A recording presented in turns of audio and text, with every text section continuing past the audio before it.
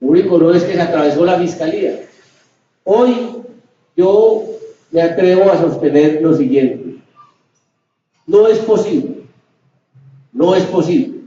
desde los gobiernos locales tener una interlocución con el crimen organizado que sea exitoso por tres razones.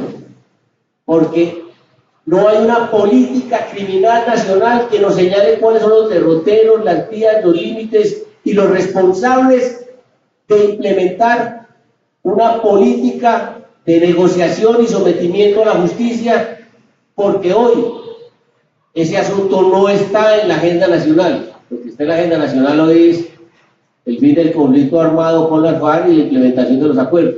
Debería, siendo la seguridad ciudadana un tema emergente y cada vez más acucioso en relación con la vida de los ciudadanos, debería habilitarse a nivel nacional una política criminal nacional que dé cuenta de cómo se va a atender la conflictividad urbana armada y si va a haber una política de sometimiento, en qué términos y quién la hace. Entonces, es imposible hoy desde el gobierno local hacer una interlocución legal, válida y legítima con los delincuentes en aras a someterlos, porque no es interlocutor legal ni tiene la competencia ni las facultades para hacerlo. Y si lo hace, estaría en un grave estado de vulnerabilidad, porque a nivel local las vulnerabilidades se acrecientan. Los pillos controlan las tasas de homicidio de la ciudad. Finalmente, ¿quién define qué pasa en materia de seguridad en Medellín? Son los conflictos intestinos entre el crimen organizado.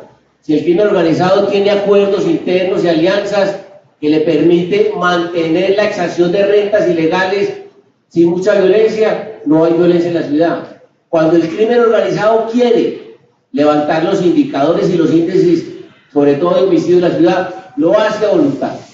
Entonces, una administración local que está, digamos, tan vulnerable en ese tema, no tiene la capacidad ni la fuerza suficiente para negociar un acuerdo de sometimiento como el que estaba negociando. Es vulnerable. Y finalmente, ya particularmente para Medellín, una administración que tiene en las redes sociales su gran fortaleza, una administración que piensa que la ciudad se gobierna no solamente desde las esquinas de cualquier calle de la ciudad, sino a punta de redes sociales, es muy temerosa y muy cuidadosa de lo que le pueda pasar a nivel de redes sociales y no toma riesgos graves y sensibles en relación con temas tan neurálgicos como la ciudad. Entonces, los gobiernos locales, para resumirles hoy, no están en condiciones, a mi modo de ver, mientras el gobierno nacional no lo asuma como política criminal nacional, para abocar una negociación con los grupos criminales o el crimen organizado local, que, dicho sea de paso, es una concertación entre la administración y el crimen. Eso no es una política de sometimiento, es una negociación que, guardadas proporciones, configura a nivel local pequeñas réplicas de La Habana. Además, el acuerdo de Medellín tiene pues un inciso en los acuerdos de La Habana 2, que le dio la posibilidad o la excusa a la administración para iniciar la negociación con el crimen organizado. Entonces, para resumirle, mujer, los últimos 50 años de seguridad de Medellín: concertación, cogestión o coadministración con el crimen para mantener los niveles de seguridad de la ciudad en niveles tolerables. De eso no se escapa absolutamente ninguna administración. Y imposibilidad ante los cambios abruptos de las políticas de seguridad, imposibilidad de ser exitoso en el combate al crimen organizado, porque mientras el crimen se mantiene y aprende, los gobernantes de nuestra ciudad inauguran el mundo cada 4 años y van de sheriff a policía de raza, según lo que uno puede observar en la conducta de... Muchas gracias.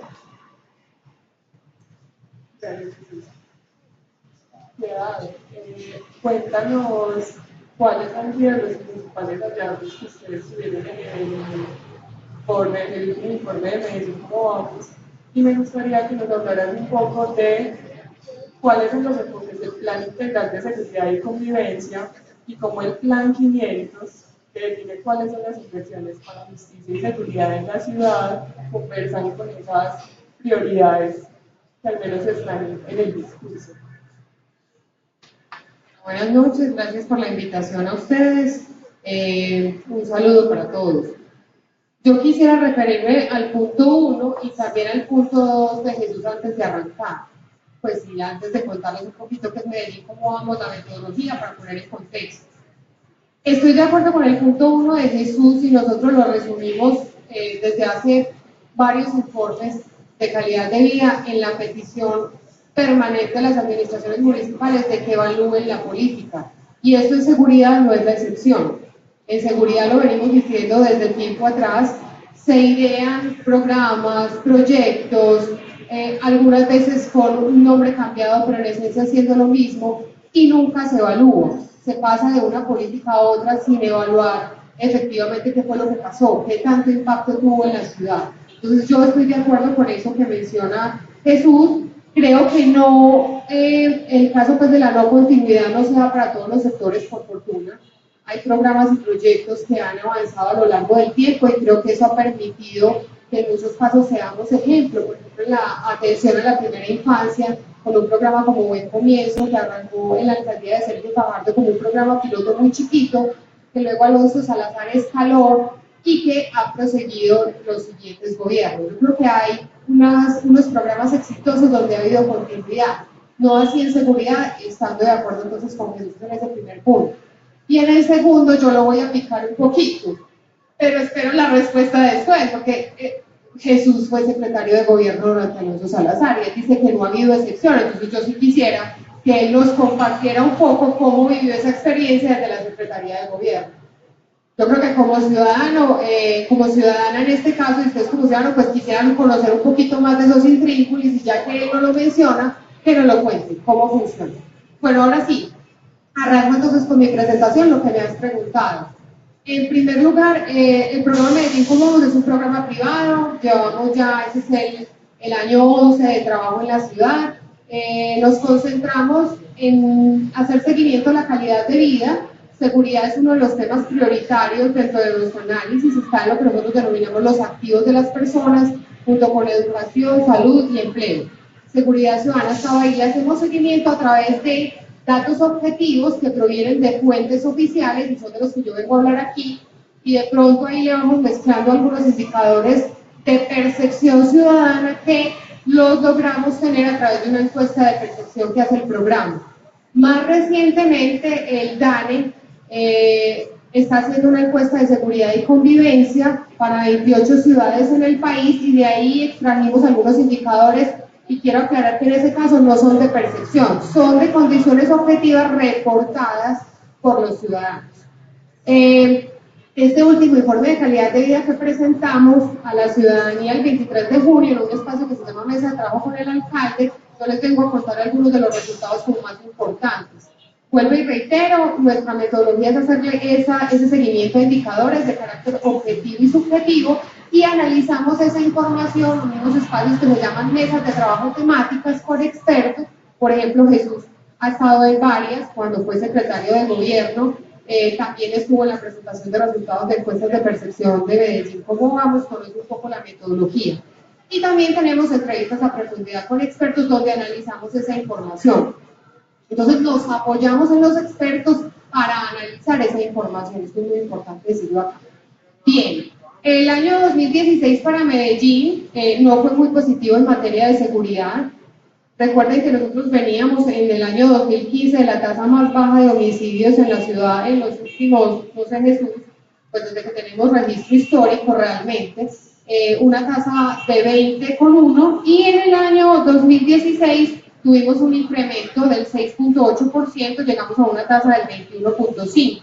En total tuvimos 534 homicidios, 38 casos más en relación con el año 2015. Lo primero que nosotros nos preguntábamos al analizar el incremento en la tasa de homicidios era que había sido, y eso también va a ser importante preguntárselo a Jesús, porque durante el gobierno de Alonso Salazar ustedes recuerdan que hubo un incremento muy importante en la tasa de homicidios. Y digamos, parte del análisis de por qué pasó eso durante el gobierno de Alonso Salazar fue que Alonso, Jesús, y tú no lo corroboras ahora, entró con todo a enfrentar a los grupos delincuenciales en la ciudad. Y eso, de alguna manera, impactó la tasa de homicidios de forma muy negativa durante, especialmente 2008, 2009, 2010. 2011 empieza a bajar y esa reducción se empieza a mantener durante el gobierno de Aníbal Gaviria. Entonces recuerden ustedes que cuando arrancó la alcaldía de Federico Gutiérrez, él empezó también con un discurso de ataque frontal contra los grupos delincuenciales en nuestra ciudad, y recuerden también que fue bastante visible en medios que durante 2 ocasiones en el año 2016 se dijo que su vida corría peligro precisamente por ese empate frontal contra los grupos delincuenciales. Así que en esa medida nosotros decimos, puede ser de alguna manera un resultado positivo que bajo un ambiente de lucha frontal contra los grupos delincuenciales no tengamos un incremento sustancial, aunque sí lo hubo, de la tasa de homicidios, como por ejemplo ocurriera durante el gobierno de Alonso Salazar, que con un discurso muy parecido logró, digamos, producir un incremento bastante importante en la tasa de homicidios. Ahora bien, yo voy a traer a colación algo que me parece fundamental y me ha quedado grabado en la mente, de Ana Daza.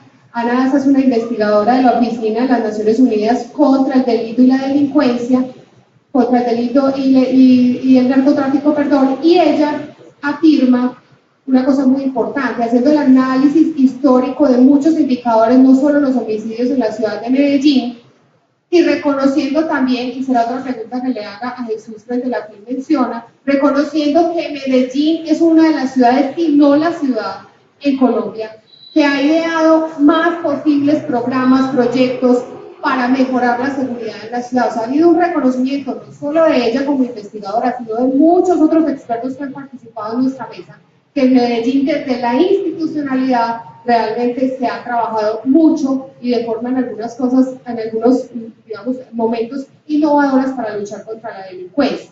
Ana lo que dice es, por más que suba o baja un indicador, cuando hay patrones detrás que no se quiebran es porque alguien o algunos otros gobiernan la situación, que es un poco la explicación que está detrás de lo que dice Jesús. Y que yo quisiera ampliar, o que él nos ampliara más, porque la pregunta de fondo es cuánto de ese, digamos, crecimiento o decrecimiento, en este caso particular lo que pasó en 2016, se explica por una acción decidida del gobierno local, y cuánto se explica por el contrario porque quienes gobiernan la situación son estos grupos al margen de la ley muy poderosos. Yo sí quisiera ahorita que Jesús nos contara cómo ve ese balance, porque para mí sería muy negativo que Jesús se mantuviera en lo que nos acaba de decir y que nos dijera, sin importar cuánto invertimos en seguridad, quienes gobiernan son otros y no nosotros. Para mí sería el peor de los escenarios. Quiero ser más optimista y quiero pensar, en verdad, que aparte de ese esfuerzo que hace este gobierno municipal, los anteriores también, la inversión con recursos de todos nosotros los ciudadanos que te invierten en seguridad, están teniendo un impacto positivo. Eso de un lado, entonces, frente a la tasa de homicidios.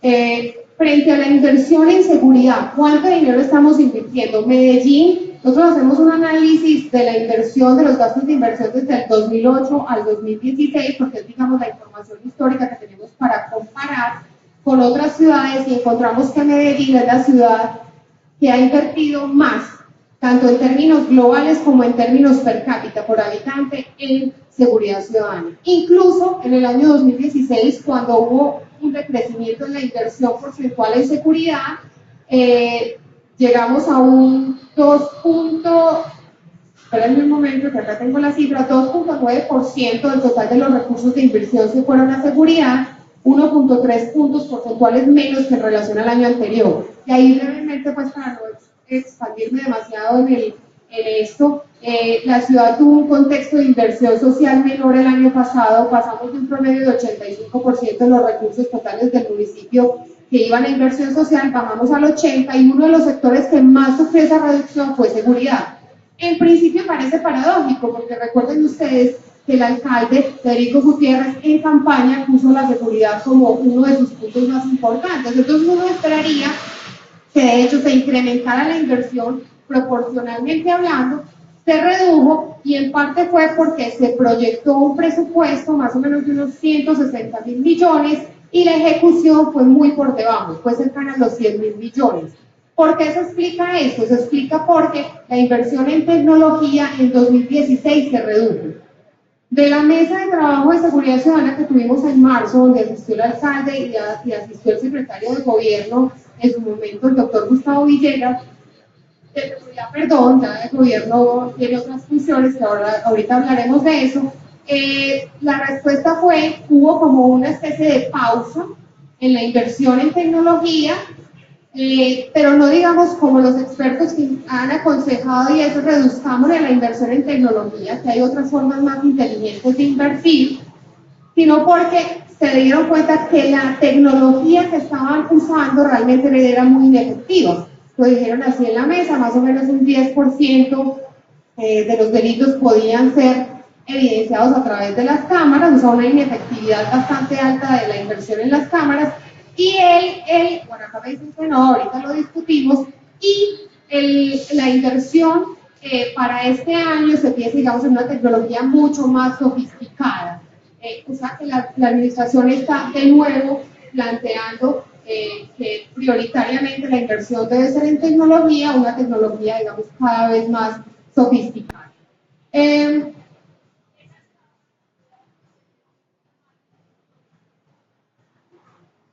No, ahorita cuando terminemos podemos conversar. En delitos contra el patrimonio económico tampoco fue positivo el año 2016. Ahí hay dos formas de mirarlo. Uno, por denuncia ciudadana, y acá entonces tenemos los siguientes datos. Cuanto a delitos de hurto en vía pública, robo de motos y hurto a entidades financieras, crecieron entre 2015 y 2016. El más, digamos, en términos absolutos, el hurto en vía pública fue muy importante, más de 11.000 denuncias con un crecimiento del 49%, en cuanto a hurto de motos el 15% y hurto a entidades financieras casi el 90%. De forma positiva el hurto de carros bajó, el hurto de residencias también, el hurto a entidades comerciales, de nuevo bajo denuncia. Con esos 6 delitos hacemos, digamos, un solo indicador y encontramos que efectivamente crecieron las denuncias en el año 2016 frente al año 2015. Lo contrastamos con las encuestas, en nuestra encuesta, la victimización, y nosotros encontramos que entre 2015 y 2016 la victimización también aumentó del 12 al 15%, y de hecho esa victimización es la más alta que tenemos desde el año 2016. Si contrastamos con la encuesta de seguridad y convivencia del DANE, la última información disponible hasta 2015, lo que encontramos es que entre 2014 y 2015 también aumentó la victimización. También hay que decirlo que una comparación con otras ciudades, como por ejemplo Bogotá, nos muestra que el nivel de victimización en Medellín es mucho más bajo que Bogotá. De acuerdo a la encuesta también de Bogotá, ¿cómo vamos? La victimización ascendió a un 32% en Bogotá, frente al 15% en Medellín, y también mediante la encuesta de seguridad y convivencia del DANE se corrobora lo anterior. Comparándonos con otras ciudades, la situación en cuanto a victimización no es tan grave en la ciudad de Medellín. De nuevo, mirándonos históricamente, sí estamos evidenciando un crecimiento en ese tipo de delitos y los ciudadanos así contándolo en estas encuestas. Bien,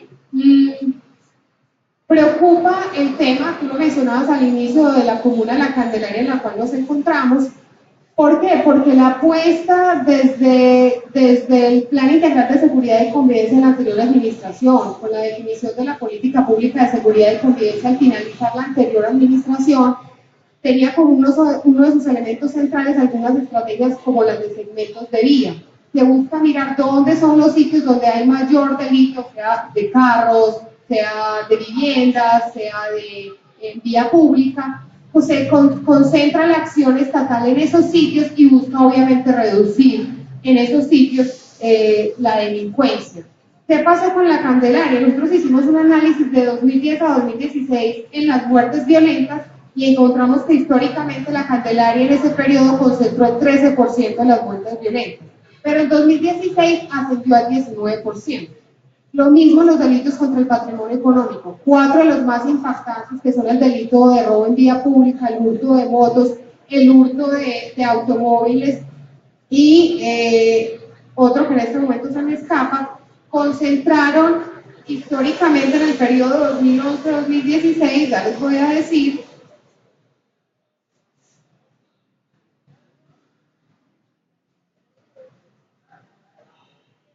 concentró un 23% y en el año 2016 la concentración fue mayor, del 28.5%. Con lo cual, de alguna manera, estamos viendo que el problema en la Candelaria, en vez de reducirse, se está concentrando aún más en este tipo de delitos. Ahora bien, ¿qué es preocupante para el caso de Medellín? En la extorsión. Nosotros tenemos varios delitos donde tenemos problemas en los sistemas de información. Uno muy importante es el de la extorsión. La extorsión, cuando nos hablan de denuncias de ciudadanos de las autoridades, son, digamos, las denominadas macroextorsiones. Cuando a la persona, al ciudadano, realmente le están extorsionando por unas sumas de dinero muy grandes, usualmente esas son las que se denuncian ante las autoridades. De 2015 a 2016 esas denuncias se incrementaron, pero no muestran el problema real que enfrenta nuestra ciudad. Entonces nosotros nos vamos a la encuesta de seguridad y convivencia del DANE y encontramos que Medellín es la ciudad de las más importantes del país con los mayores niveles de extorsión.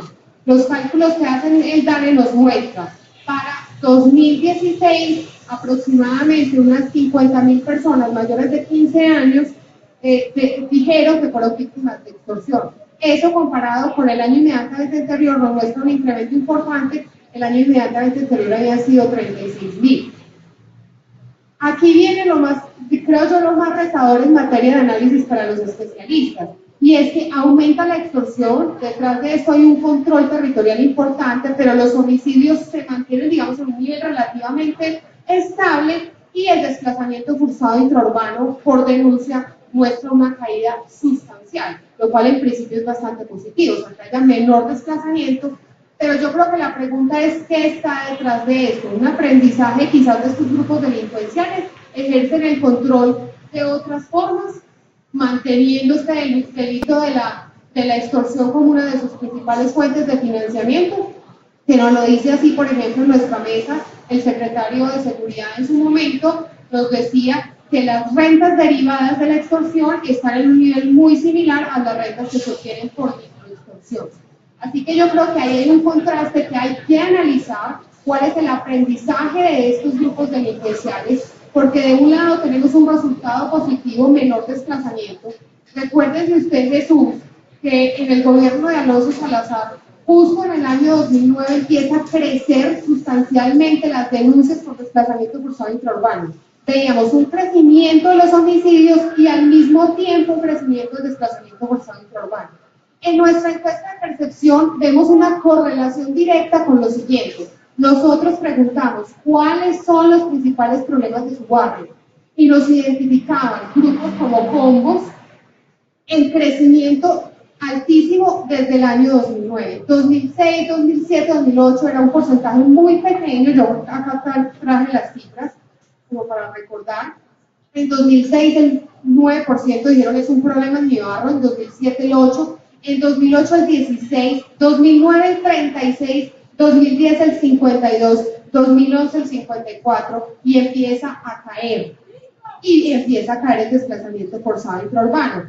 Pero la extorsión se mantiene. Entonces yo sí creo, y de verdad que los analistas tendrán más elementos de juicio para ver, pero yo creo que hay un aprendizaje de estos grupos de cómo generan un control social, cómo generan un control territorial, con el único y exclusivo objetivo de mantener las rentas criminales e incluso ir creciendo más.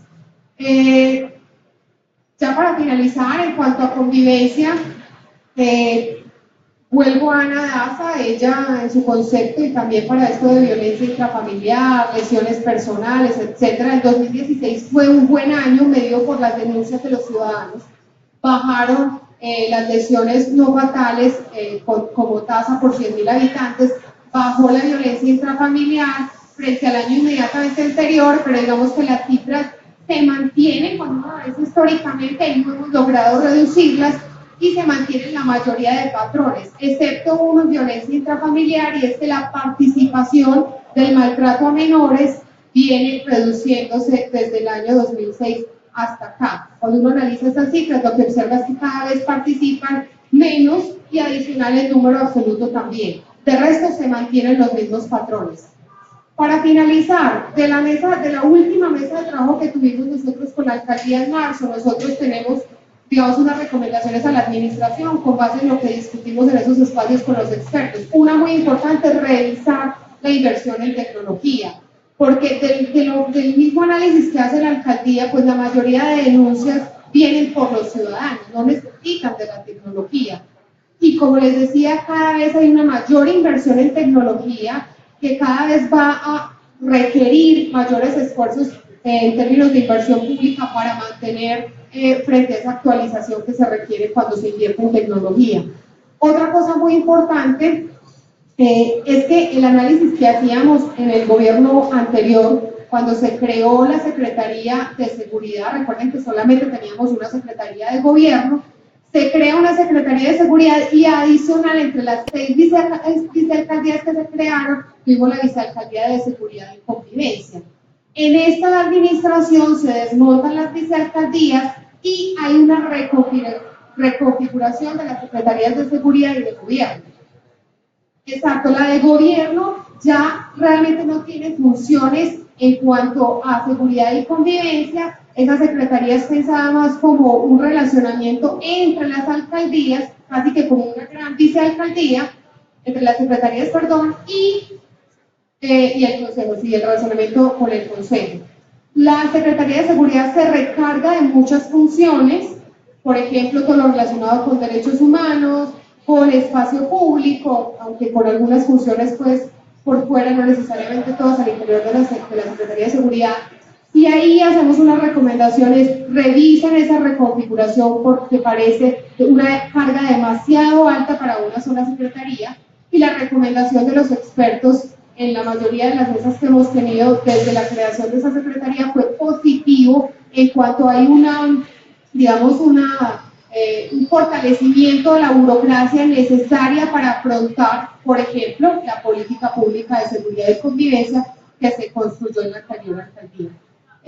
Otra recomendación es que se tiene que hacer más visible. La anterior alcaldía había trabajado, y esta lo prosigue, la denuncia en línea, la denuncia anónima, y ahí creo que se ha avanzado mucho en materia de extorsión, el conocimiento de la extorsión, pero cuando se presentan las cifras volvemos a caer en lo mismo, y es la denuncia de esa macroextorsión. Hay que visibilizar más el problema, hacerlo más cercano a la realidad. Esa fue, digamos, otra de las observaciones que hicimos, y yo, digamos, ya terminaría aquí retomando una de las preguntas que tú hacías sobre el Plan 500. El Plan 500 fue de la inversión destinada a seguridad del Fondo Medellín Ciudad para la Vida, y lo que hizo fue aumentar el número de cuadrantes de la policía y adicionalmente dotarlos con tecnología, con transporte, etcétera, la policía para mejorar su trabajo. Los resultados en materia, por ejemplo, de delitos contra el patrimonio económico, pues de alguna manera diría que la estrategia no fue muy buena. Uno esperaría que se redujeran esos delitos contra el patrimonio económico, dada la acción de la policía, una policía que se supone más preparada tecnológicamente, más preparada para hacer una labor más expedita. Pero también recordemos, y yo creo que aquí en este espacio no podemos dejar de lado este relacionamiento tan estrecho entre seguridad y justicia. Es decir, no se nos puede olvidar que también la alcaldía local tiene un espacio reducido de acción, que lo que toca con la justicia en Colombia tenemos un problema altísimo de impunidad. Entonces tú puedes fortalecer mucho la policía de un lado, pero si del otro lado la justicia no te está respondiendo, pues tienes, digamos, ahí un problema bastante grande, que creo pues que es otro de los elementos a tener en cuenta. Y por supuesto también lo mencionaba Jesús, y así lo han reconocido personas que han participado en nuestras mesas, como por ejemplo el exalcalde Alonso Salazar, en una discusión que tuvimos previo a las elecciones municipales, donde hay un reconocimiento directo de que hay claramente corrupción en los organismos estatales ligados a seguridad y convivencia, y realmente así es muy complicado tener unos buenos resultados en materia justamente de seguridad y convivencia. Lo dejaría entonces ahí. Gracias, dejo la pregunta abierta para los dos, si tienen pistas en qué ha pasado, cuáles son los aprendizajes, si es que existen, entre las organizaciones delincuenciales por el aumento de la extorsión y la disminución del desplazamiento forzado, que es la pregunta que planteaba Piedad.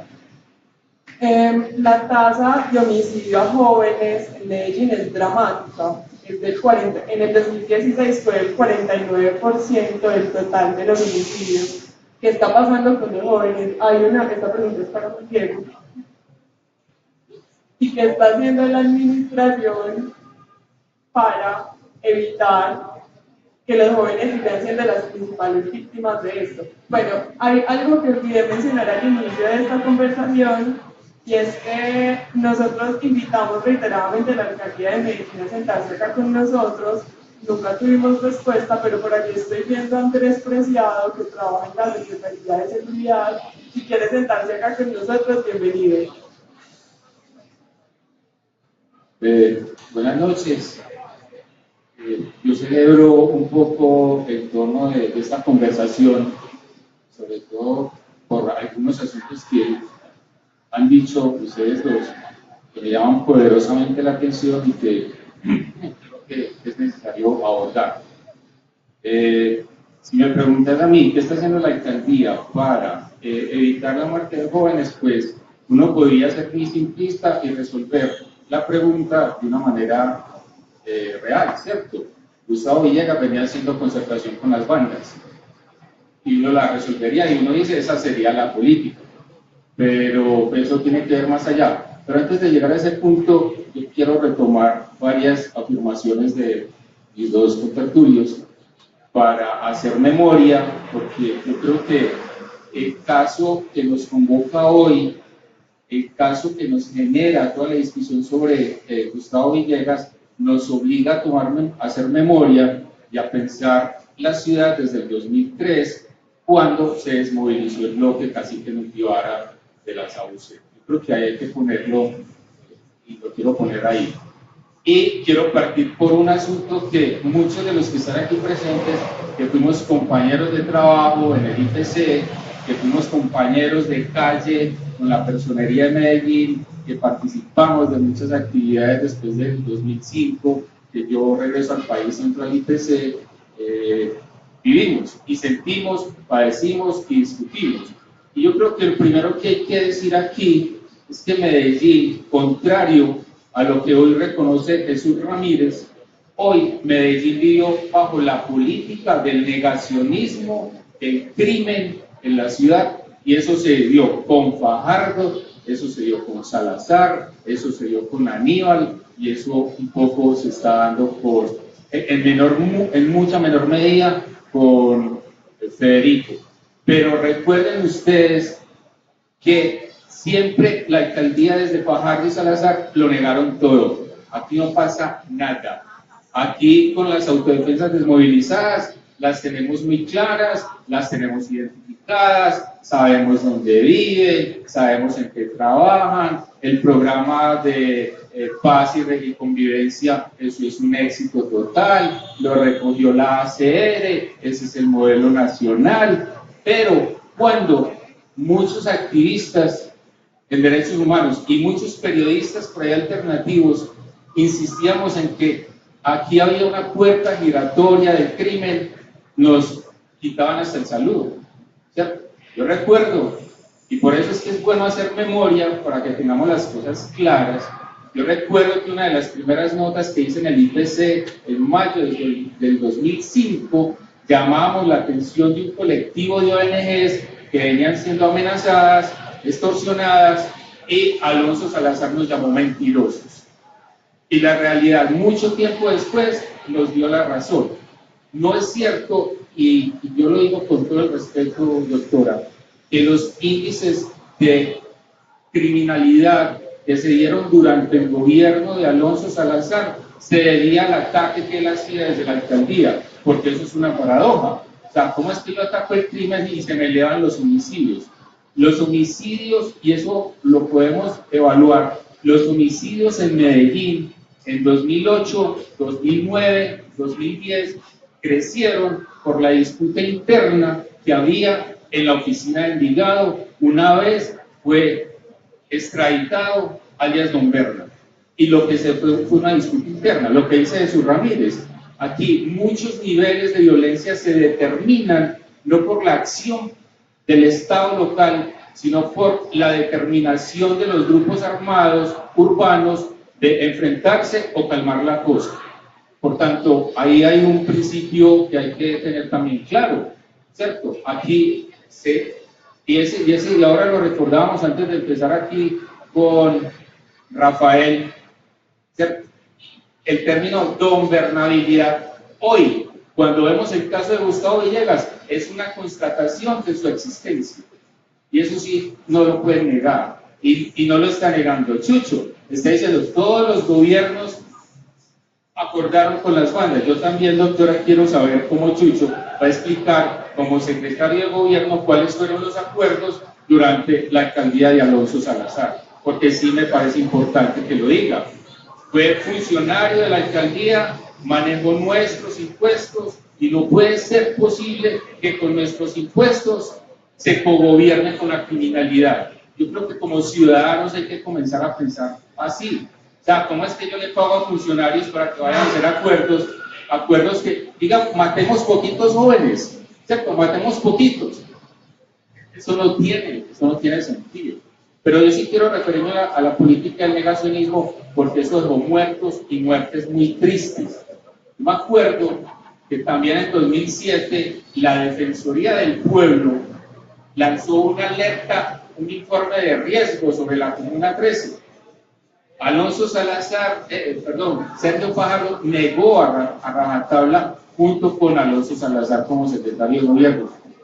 ¿A qué condujo ese negacionismo? A la muerte del líder en el barrio La Aurora, ¿se acuerdan? Lo mataron una semana después de que se negara rotundamente el riesgo que corrían los líderes en la Comuna 13. Eso es una responsabilidad política que hay que tener. Entonces ahora no nos vengan a decir que sí hubo combate cuando lo que se hizo fue negar sustancialmente toda la realidad de la ciudad por varios años y varias administraciones. Era claro. Lo otro es que yo creo que hay que tener en cuenta que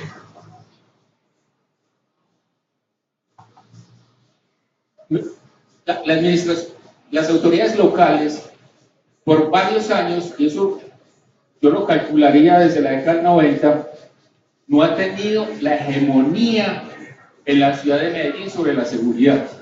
No la ha tenido. Y cuando se pierde la hegemonía es cuando llegan los acuerdos. Porque si yo no tengo el control, yo tengo que entrar a negociar con quien tiene el control. Porque eso es así.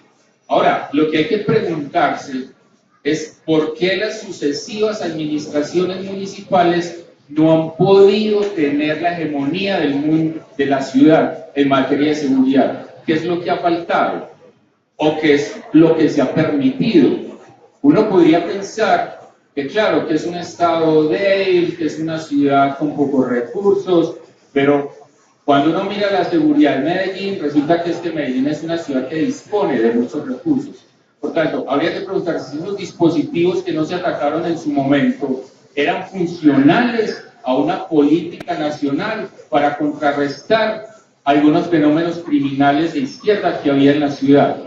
Por tanto, ese aparato que llamábamos AQ, que llamábamos AUC, que llamábamos oficina, hay que ver si ese ataque no se atacaba porque era funcional a un proyecto de país para acabar con la izquierda.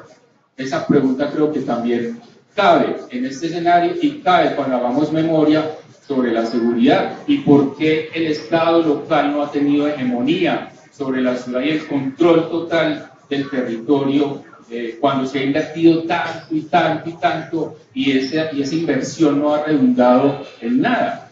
En nada porque si ustedes van hoy a determinados territorios o no se puede entrar y es lastimoso que una ciudad que se supone invierte tanto en tecnología, como estaban diciendo ahora, uno no pueda llegar si no es que le informa al amigo o a la amiga o al familiar que voy para allá, que espéreme en la esquina, que si usted no baja a la esquina yo no puedo entrar a visitarla. O sea, estamos en el siglo XXI con unas prácticas territoriales medievales.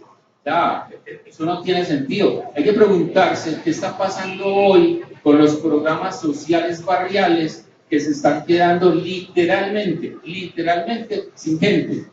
Sin gente. Busquen los parques bibliotecas, hagan una evaluación de asistentes y la gente no está yendo. Y no está yendo por varias razones. Uno, porque hay que cruzar fronteras invisibles y las mamás no dejan ir a los chicos a los parques bibliotecas. Dos, porque temen enfrentamientos y que mueran en balas perdidas, con balas perdidas.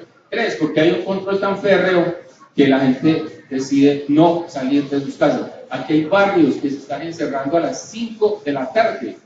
Medellín, la ciudad de la innovación, de la tecnología, se está encerrando a las 5 de la tarde en los barrios.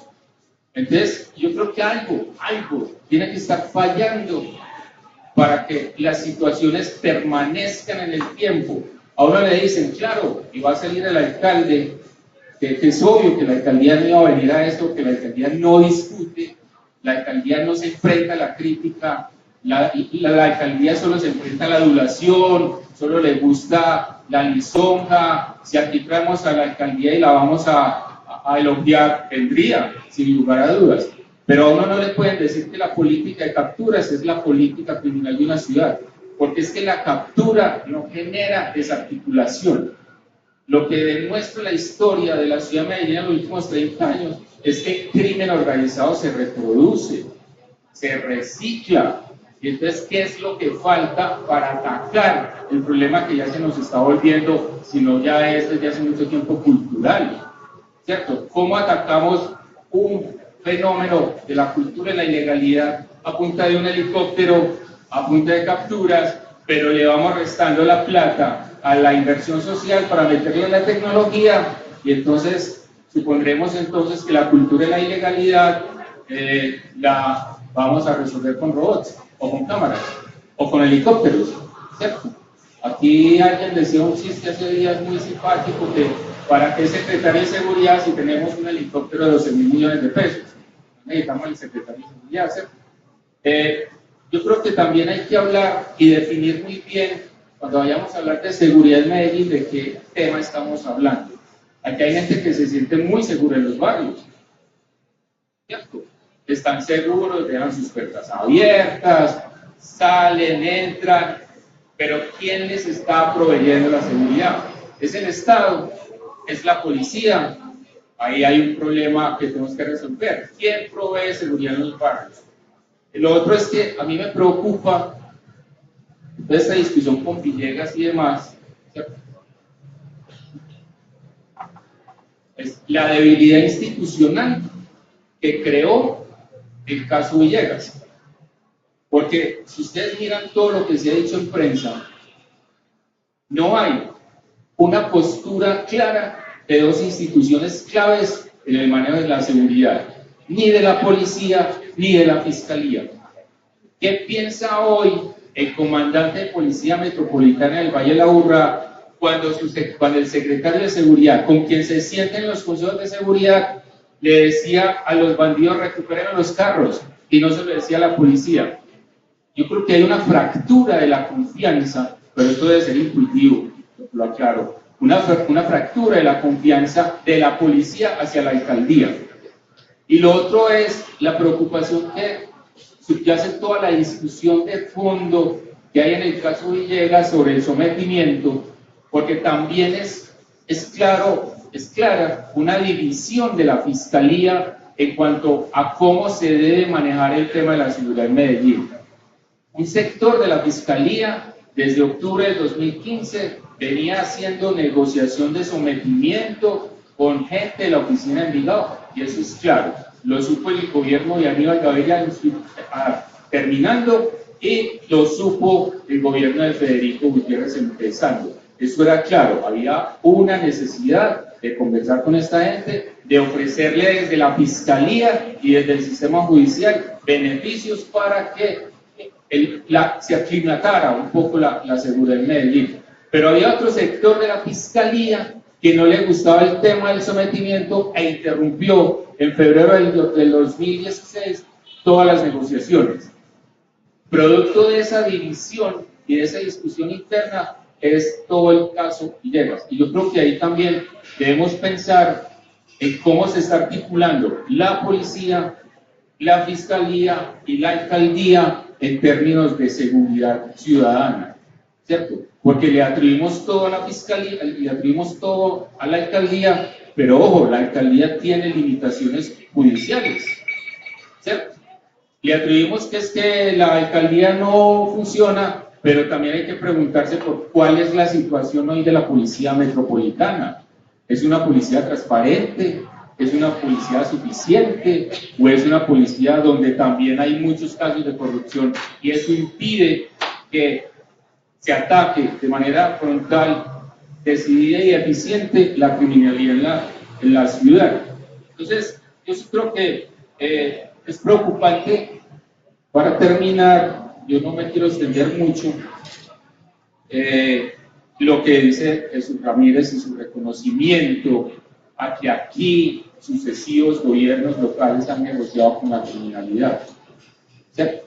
Porque entonces estamos frente a una pérdida sustancial de hegemonía del territorio, un fortalecimiento de poderes barriales que tienen capacidad de interlocución con el Estado y que no lo han perdido, según Chucho Ramírez.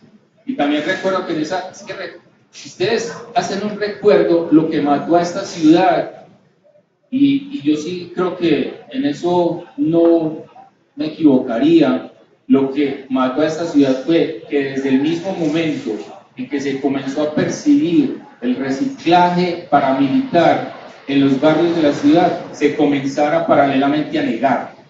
Si en el 2004, si en el 2005 ese negacionismo no se hubiera impuesto, si se hubiera admitido, si se hubiera trabajado de otra manera, hoy no tendríamos la situación de control que tienen los barrios o algunos barrios de Medellín y el área, que habría que incluir algo en el área metropolitana, ¿cierto? Porque también es cierto pues que la dinámica, nosotros no somos una isla, sino que estos crímenes o estos fenómenos criminales se enlazan con Itagüí, con Envigado, con Estella, con Bello, con el occidente, con el oriente, y tenemos unos tentáculos que ni siquiera hemos sido capaces de cortarlos, ¿cierto? Pero claro, si es que veníamos de, no, eso no existe, eso son mentiras, eso literalmente, y entre comillas, eso son huevonadas. ¿Pero cuál? Hoy la realidad, y es muy triste constatarla, para los que dábamos esas peleas hace 10 años, es muy triste constatar que eso sí sucedía y que no nos equivocamos en un porcentaje chiquito. Fuimos asertivos, lanzamos las alertas, pero aquí algo que no hemos podido explicar no funcionó. La pregunta es, ¿por qué no funcionó? Y aquí yo sé que hay suficiente gente como asistente que es capaz de responder esa pregunta. Pero, no siendo más, queremos escuchar a Chucho, ¿cierto? Plantear como secretario de gobierno cuáles, cómo, dónde y por qué hicieron esos acuerdos de los que él habla con la criminalidad de Medellín.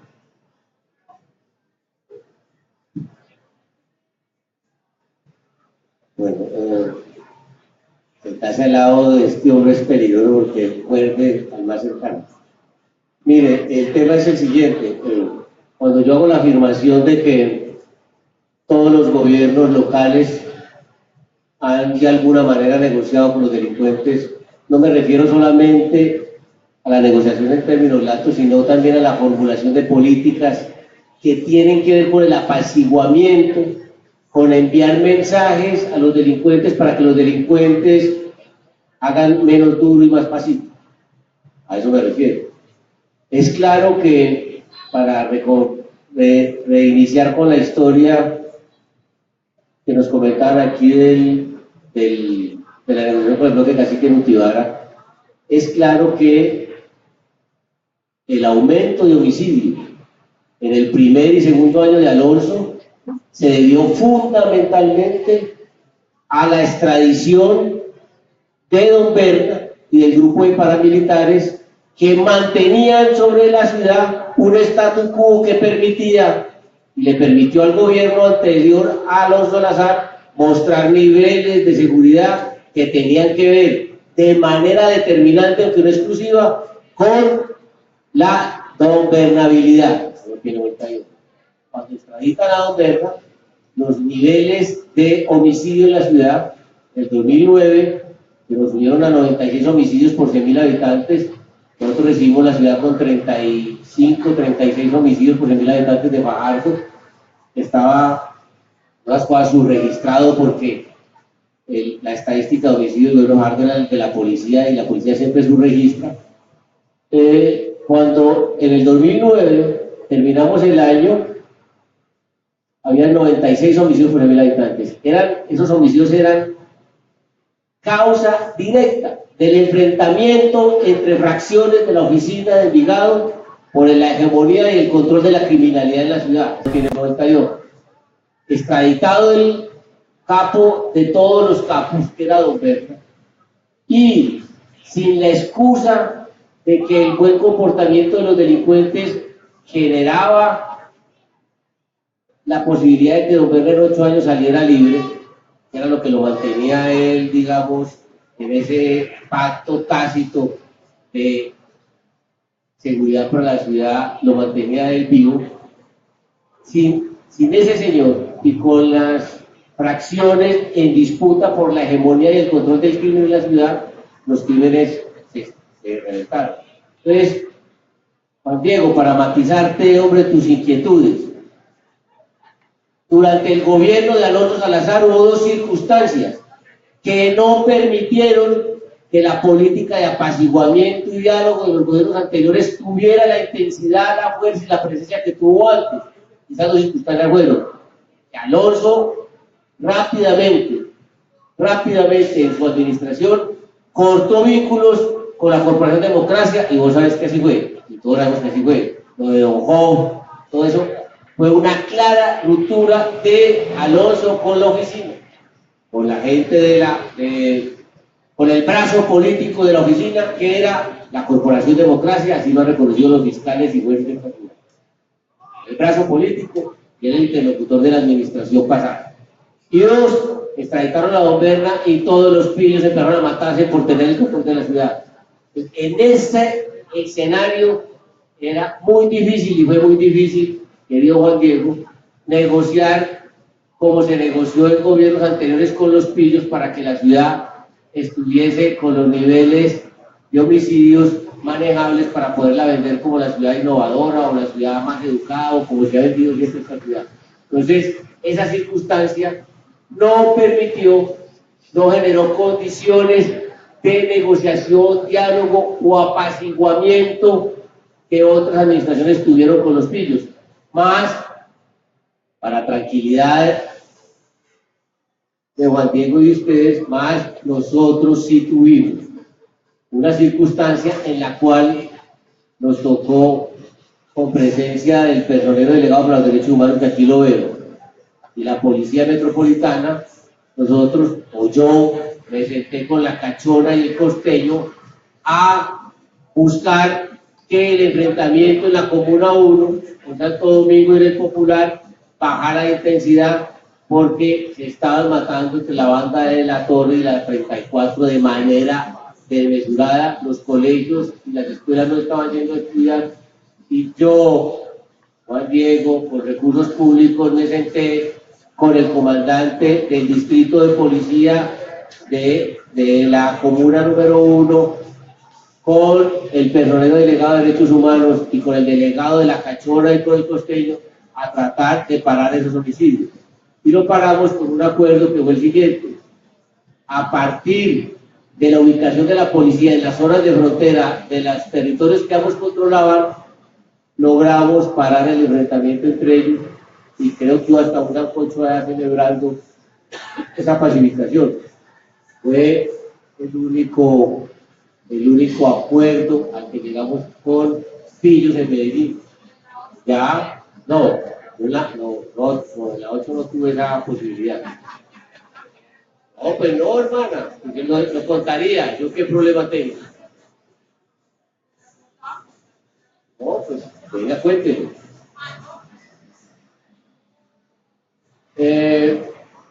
Le recuerdo que en la 8, durante el gobierno de Alonso, metieron a Julio Perdomo, ¿no? Ah, bueno. Era el que, y a mí que eran los que tenían el control territorial allá. Entonces, pues, no hubo acuerdo. De resto, en la ciudad no hubo ningún acuerdo con ninguna banda ni con los pillos para bajarle la intensidad a la tasa de homicidios disparada por el enfrentamiento entre bandas. Por eso es que yo afirmo, me sostengo, de que la variable determinante de la seguridad de Medellín y particularmente la tasa de homicidio no ha estado en la gobernabilidad de la administración, ni en las políticas de seguridad, ni en la presencia de la fuerza pública, sino que ha dependido de los enfrentamientos, de las alianzas o de los acuerdos al interior del crimen organizado de la ciudad. Esa es la variable determinante, no la única, para que no nos desconsolemos de todo, querida mujer. Siempre para alguna cosa habrá servido las inversiones de seguridad y fortalecer, pero la variable determinante, no la única, del comportamiento homicida en la ciudad y de la ciudad de seguridad ha dependido de los vaivenes del crimen organizado en la ciudad, a mi juicio. ¿Qué más sería, hombre? Es que aquí hay zonas donde el gobierno de la seguridad y la vida comunitaria no la tiene el Estado y no los pide. Y eso es ahora, fue antes y ha sido así durante muchos años. Y esa pelea no la ha ganado ni el Estado local ni el Estado nacional. Como no la ha ganado, por eso es que las negociaciones bajo la mesa o lo que se ha presentado se da. Porque la autoridad termina contemporaneizando o termina, digamos, subyugada por realidades criminales que no puede controlar, porque entre otras cosas los gobiernos locales no tienen el manejo de la política criminal. Los gobiernos locales se dedican a darle plata a la policía y a sacar pecho por los positivos que de vez en cuando salen, pero quien nombra a los jueces, quien define la política criminal, quien maneja la política penitenciaria y carcelaria, es el gobierno nacional y no es el gobierno local. Por eso los gobiernos locales no están en capacidad, por más gobiernos locales deberían que ser, de negociar políticas de sometimiento con el crimen organizado, porque esa es una pelea de toche con guayaba madura.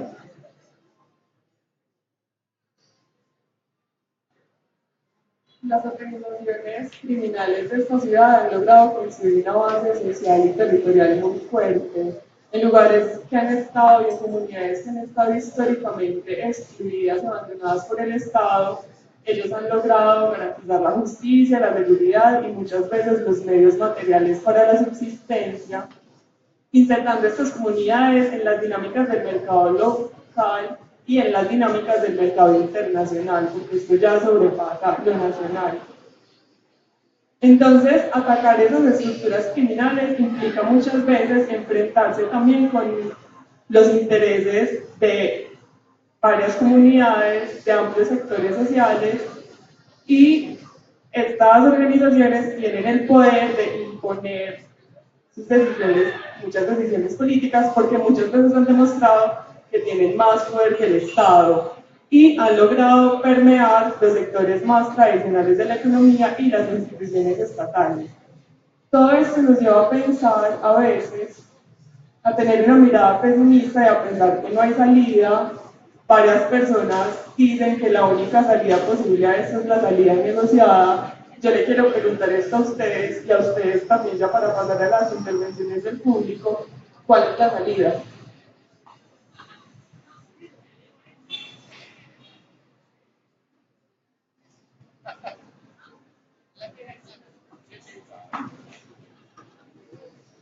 Yo creo que si uno tuviera la fórmula, la vendería, se hacía rico y se iba por todas las ciudades del país un poco a ofrecerla y a hacer plata, ¿cierto? Pero no se tiene.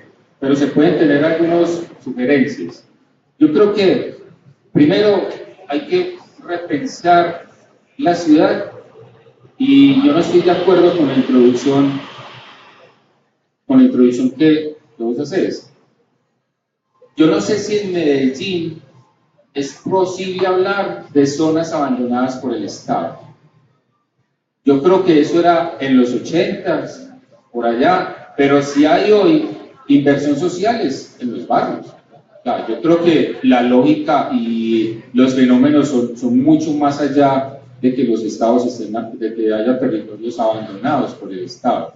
Yo creo que eso se percibe en los pueblos, en las veredas, en Catatumbo o en Tumaco, pero yo creo que aquí la inversión social en cada comuna es fuerte y eso es más preocupante, porque si no hay zonas abandonadas por el Estado en Medellín, entonces, ¿qué es lo que está pasando? Que la inversión social no logra romper los circuitos de economía criminal. Es insuficiente.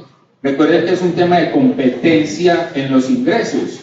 Una cosa es un muchacho trabajando por el mínimo, con contratos de prestación de servicios a 3 meses, onerosos, que juegan en su contra, incluso contratos con la misma alcaldía, ¿cierto? Que le pagan a destiempo, que no le reconocen sus horas de trabajo, que no son 8 sino 24. Entonces, eso, un contrato 3 meses contra un contrato, entre comillas, término indefinido, 2 millones de pesos mensuales, ahí la competencia es por el ingreso y la pregunta es, ¿cómo compito yo con la economía criminal cuando es tan rentable para un muchacho obtener más recursos de lo ilegal que de lo legal? Ese es digamos, lo que no se ha podido como romper. Habría fórmulas de pagar mejor, tener mejor contratación, cualificar mejor los muchachos, sacarlos del territorio, invadir el territorio con muchas actividades, pero digamos si la alcaldía todo el tiempo se está quejando es que no hay plata, es que no hay plata, es que no hay plata, y cada vez recorta más los recursos de la inversión social para la tecnología y la seguridad. Entonces sí creo que hay que comenzar a revertir y mirar si la fórmula de mayor inversión social, mayor calidad laboral, mayor formación, mayor presencia, digamos, de maneras más creativas en la calle, podría comenzar a jalar esos muchachos a la legalidad. Y lo otro, yo creo que la base social hoy de muchos grupos es una base social que está, por un lado, determinada por la coerción, ¿cierto? Es muy fuerte, pero también está determinada por los lazos familiares. Y ese es el grave problema, ¿cierto?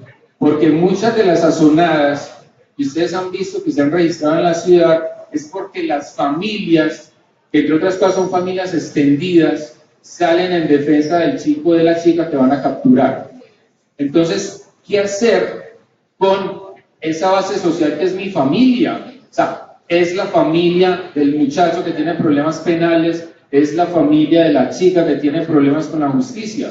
¿Yo cómo hago para intervenir de manera efectiva la familia, que en esencia es la base social de estos grupos ahora? La mamá, empezando por la mamá. O sea, si ustedes han visto las imágenes en las calles, es la mamá que sale, es la hermana que sale, es la esposa que sale, son los hijos y las hijas, y usted qué intervención hace ahí para determinar que eso es ilegal, y usted tiene que aceptar la justicia, pero también es que se convierte, si es que me van a capturar el muchacho que me genera los ingresos, si es que me van a capturar la muchacha que entra la comida a la casa, si es que es la familia la que me están capturando y entonces me van a empobrecer. Razón tienen cuando gritan que dicen que le dejaron coger ventaja, y es absolutamente cierto que le dejaron coger ventaja. Y ahí entonces creo que si la alcaldía piensa mejor de manera estructural y como dice Chucho, se hacen políticas continuadas y no importa la alcaldía que sea, creo que habría una solución, pero se dejaron coger ventaja. Y a nivel de ingresos sí que se dejaron coger ventaja. Entonces, ¿cómo competimos ahí? Yo le voy a dejar aquí a Chucho, voy a terminar. Bueno, voy a empezar como dijiste tú. Pues esa respuesta es o más bien esa pregunta es la pregunta del millón.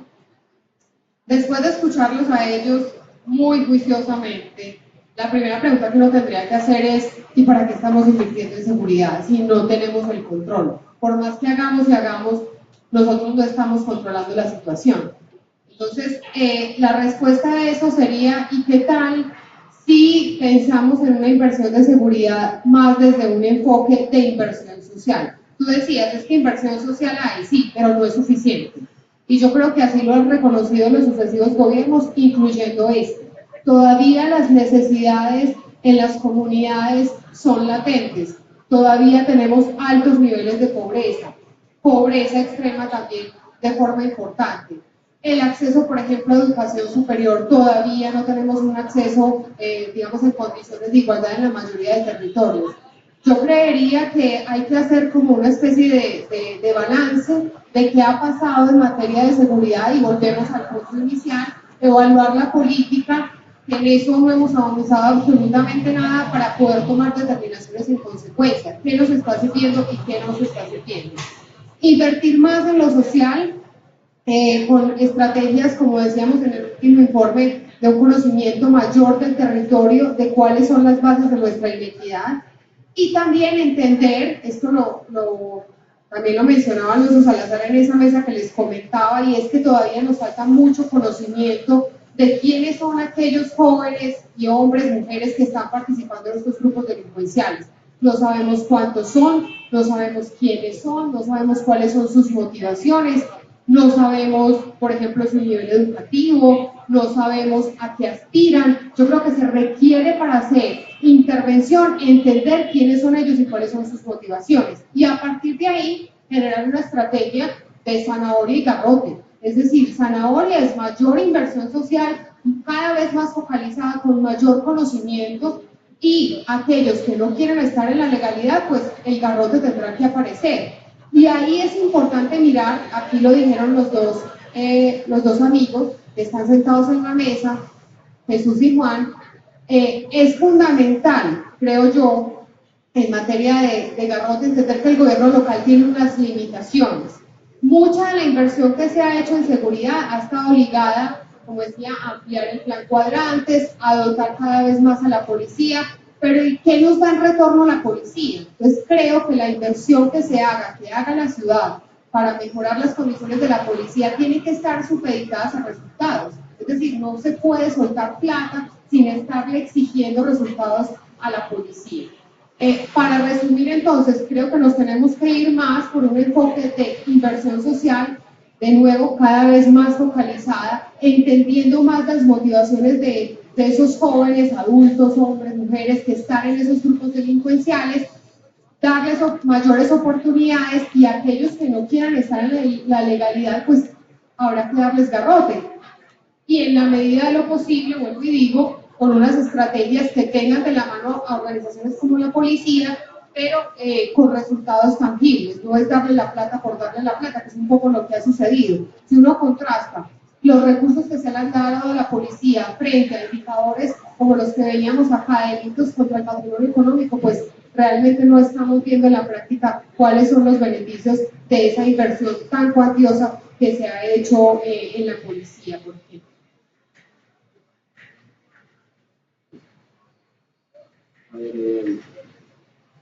Hay que cambiar los paradigmas, hay que pensar distinto el tema de seguridad. Yo, por ejemplo, pienso en el caso de Gana.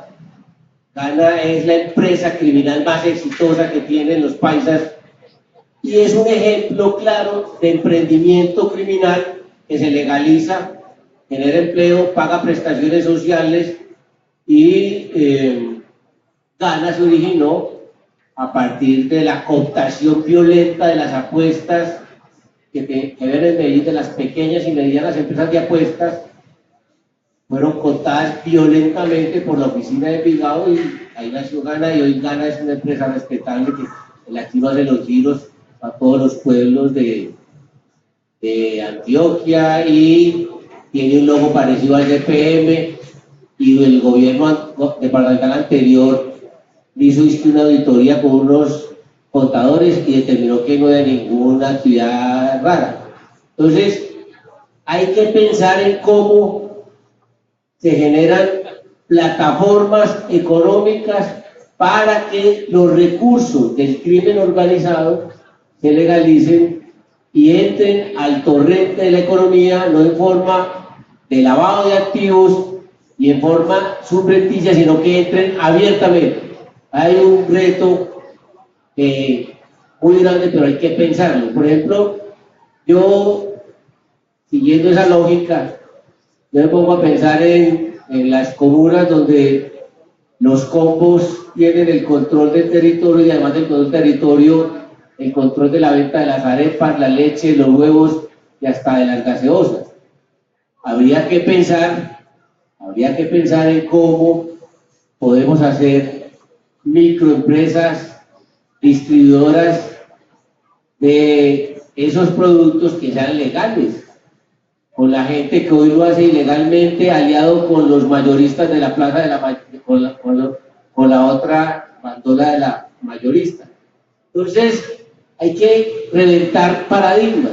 Hay que pensar que el gobierno local tiene que hacer unas alianzas muy fuertes y discutir con el gobierno nacional para la legalización, para la no penalización del consumo de algunos psicoactivos.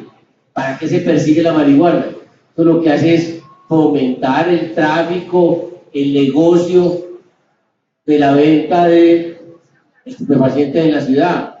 Entonces hay que dar unas peleas que rebasan lo local y hay que ser muy imaginativos para lograr que el crimen organizado, que ya es una empresa criminal en medianas proporciones en los barrios y es una gran empresa criminal en la ciudad, legalice dineros y entre al torrente económico desde la legalidad. Hay que pensar en eso. Hay que quitarle a los blancos de la ciudad que se benefician de los recursos de narcotráfico subrepticiamente, hay que quitarles la fuente de recursos sobre la cual no tributan. Y hay que pensar, vuelvo y digo, en nuevos paradigmas. Finalmente, la ciudad tiene en el mediano plazo retos muy grandes. A Medellín llegaron en los últimos 10 o 15 años 250.000 desplazados de todo el departamento. Puede que el conflicto armado ahora, con los acuerdos con la FARC, disminuyan ese flujo de gente, pero 250.000 personas son 10 municipios de Antioquia en Medellín, habitando las laderas de la ciudad y las partes más recónditas de la geografía de Medellín, porque en Medellín no hay cama para tanta gente. Y ese poblamiento de desplazados de la ciudad sigue la misma lógica del poblamiento de Medellín desde los años 50 y 60, que son poblamientos ilegales o informales en las laderas, en invasiones, que son controlados desde la invasión misma por grupos ilegales o al margen de la ley, o grupos que la misma gente tiene que formar para defenderse de otros habitantes que quieren ocupar esos sitios. Lean la historia del poblamiento de Medellín, de los Manriques, de Santo Domingo el Popular, y toda esa zona de la ciudad ha sido una zona que ha crecido y se formó desde la informalidad, desde la ausencia de políticas estatales y desde el control criminal de ese poblamiento. Y hoy esa dinámica se mantiene porque el desplazamiento forzado la ha repotenciado. La verdad pues que hay que pensar en un reordenamiento territorial de la ciudad, hay que pensar en programas de rehabilitación barrial, enormes programas de rehabilitación barrial, dejar de construir monumentos enormes y pirámides para la posteridad o para la próxima campaña presidencial y pensar más en la calle, en el barrio y en la cuadra como unidad de gestión y de transformación de la ciudad. Una biblioteca, una megabiblioteca no cambia ni altera los controles territoriales de los delincuentes en los barrios, porque a la biblioteca no han sido los chicos buenos. Hay que intervenir la calle, la cuadra y el barrio para poder lograr transformaciones fundamentales. Y hay que definir una política de buen comienzo que acompañe al niño desde que nace hasta que llega a la universidad, para que esos niños no entren a la violencia y esperar 15 años para que esas nuevas generaciones, aisladas de la violencia y protegidas por el Estado local, dejen el crimen con una opción. Pero con cada alcalde inventando la seguridad y hablando con los palomas, los perros y saludando al perro y al gato en cualquier esquina de la ciudad pensando que así gobierna esto, estamos regados, estamos jodidos, así no va a poder ser. Bueno, ahora es el turno de ustedes. Se nos fue el tiempo, ya. Entonces, les voy a pedir a las personas que tomen la palabra que por favor... Pero esta sí ya me la quería. Porque es que resulta que había una cosa muy hermosa entre los indígenas que no necesitaban micrófono, que es el ritual, y se ha perdido. Cuando el ritual se lo damos a la seguridad, con toda seguridad, que le cantaremos a una madre desprotegida porque la inversión se fue en publicidad. Que le cantaremos a la seguridad cuando con toda seguridad es mejor que la policía, ¿no? Y si hay poesía, entonces enciérrelo, porque es más fácil encerrar a un poeta que es libre, ¿sí? Y entonces, ¿de qué estamos hablando en estas homilías sin instrumentos musicales? ¿Dónde se fue el ritual? ¿En dónde estamos? ¿Cuál abandono? Vos buscaste la salida. Me acordé de Megamente, me fascina. El que pudo reconocer que lo único bueno que era el ser malo, porque no le enseñaron a hacer otra cosa. Y sabemos, y sé, de pelados hermosos, porque no en vano fui tía desde los 7 años, mi mamá profesora de cerámica y entonces me tocó ser en Bellas Artes, pero si estaba en embarazo no me iban a encontrar nada. Ahí son muchachos. Yo la masita y tuviste 3. Sí, y aquí como profe, y sé que hay quienes por una lata de pintura ando un día y que le dan un fresquito de juguito que ni siquiera es fruta y un pastelito y salen agradecidos. Entonces como que no hay abandono, parce. Sí, cuando, por ejemplo, yo bajé para mercar, a mí esta ciudad me encanta, yo casi no bajo, pero me coquetea con estos asuntos, doctor, amor mío, maestros, todos, pero qué rico que podamos seguir cantando a que existe esa libertad, que la tiene es el poder que el destino rige, que no hay tiempo. ¿Quién dijo que necesitamos micrófonos? ¿Quién dijo que la tecnología iba a ser más importante que la policía que tiene todos los pitos y no sabe cómo mierdas usarlo? Porque es que esos camiones que le teníamos tanto miedo es para que los lleven para la casa ya que no nos quieren dejar cantar. ¿Sí? Y que se vayan preparando porque maldad no tiene por qué haber, porque la paz no la tienen por qué poner a votar. Y me quito el sombrero y si quieren le echan menudita con una de sobra.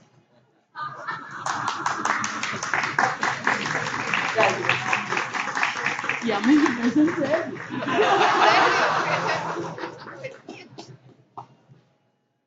serio. Bueno, buenas noches. Un saludo para todos y todas, a Juan Diego, a Chucho, a Piedad. Yo soy Gerson González, soy un activista, soy un antimilitarista, me conocen como el canábico, soy promotor de paz en la corporación Convivamos.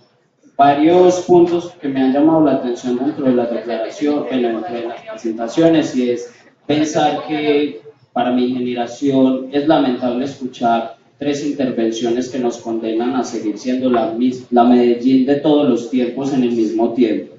Tenemos un exalcalde, actual gobernador, que justificó un genocidio en la Comuna 13, que justificó una intervención con fuerzas oscuras, con paramilitares, en cabeza de un presidente que hoy goza de ser senador y goza de total impunidad.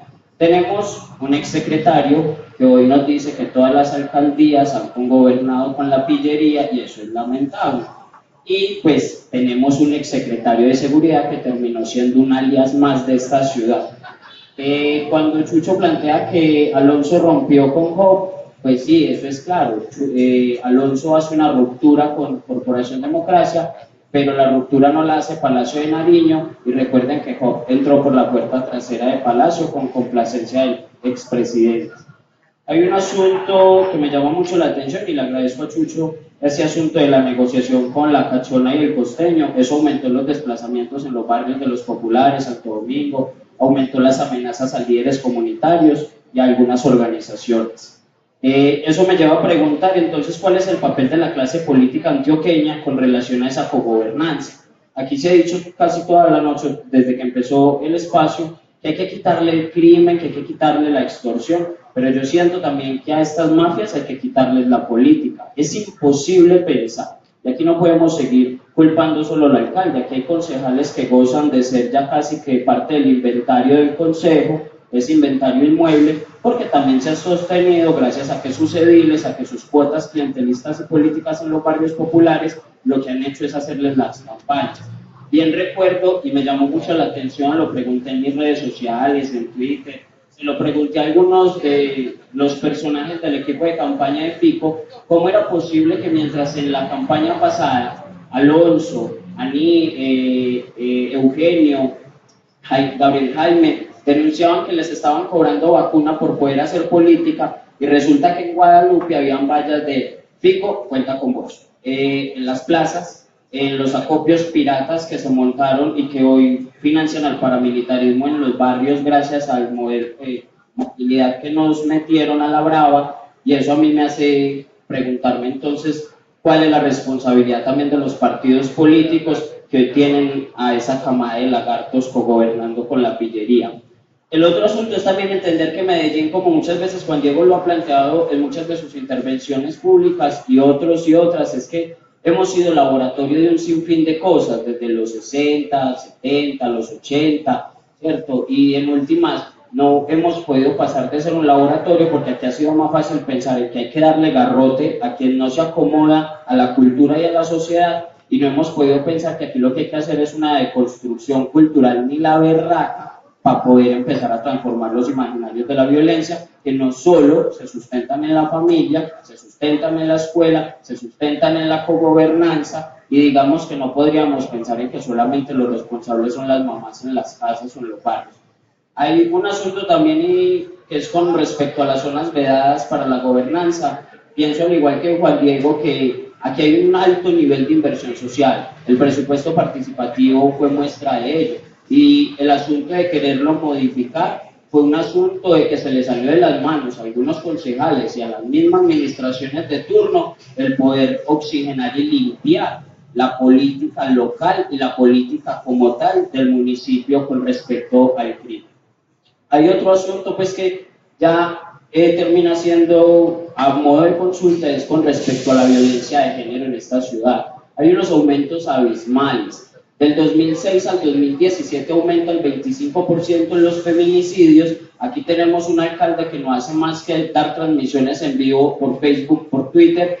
Se las da de galán de vereda, saludando a todo el mundo, como lo decía Chucho, pero realmente no hay respuestas para transformar de fondo los problemas de seguridad y convivencia que tiene esta ciudad. Y hay que ponerle el ojo a que ya Pastora Lape y Lupe hayan declarado que Antioquia va a ser región piloto para la reintegración de quienes van a salir de las zonas veredales, y por conocimiento de causa, por haber visitado una zona veredal. Allá hay jóvenes que salieron de Manrique, de Castilla, de la Comuna 8, de la Comuna 13, de aquí de la 10, y se fueron a enrolar las filas de las insurgencias armadas, porque aquí también los estaba persiguiendo no solo el crimen ilegal, sino que también los estaba persiguiendo la policía, los estaba persiguiendo el ejército.